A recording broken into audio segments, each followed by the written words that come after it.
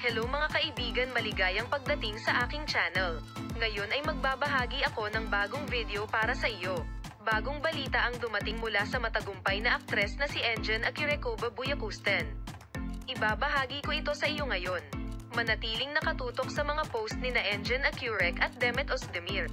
Ngayon ay lumipat tayo sa mga detalye ng balita. Ang relasyon sa pagitan ni na Engin Akyurek at Tuba Buyakusten, na kabilang sa mga sikat na aktor, ay pumasok sa isang panahon na puno ng mga krisis na yumanig sa agenda ng magazine nitong mga nakaraang araw.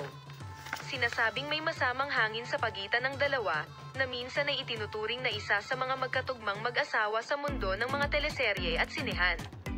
Sina Engin Akyurek at Tuba Buyakusten, na gumawa ng pangalan para sa kanilang mga sarili sa kanilang matagumpay na pagtatanghal sa pinakapinapanood na serye sa TV ng Turkish na telebisyon sa loob ng maraming taon, ay naglaro ng magkasama sa isang proyekto ilang taon na ang nakalilipas at nagsimulang maranasan ang pag-ibig sa proyekto ng pag-ibig na kanilang nilahukan sa.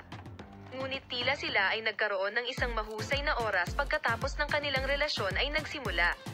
Ang kanilang relasyon ay hindi kasing rosas at inosente gaya noong una. Ang mag-asawang Tuba Buyakusten at Engin Akyurek, na malapit na sinundan ng media kamakailan, ay nakakuha ng pansin una sa lahat sa kanilang mga post sa mga social network at kanilang mga reaksyon sa mga kaganapan. Ang pangunahing dahilan ng krisis sa pagitan ng dalawa ay ang matinding tempo ng trabaho. Kapansin-pansin na siya ay nasa ilalim ng patuloy na atensyon at pagbabantay at hindi naglalaan ng oras para sa iba at sa isa't isa.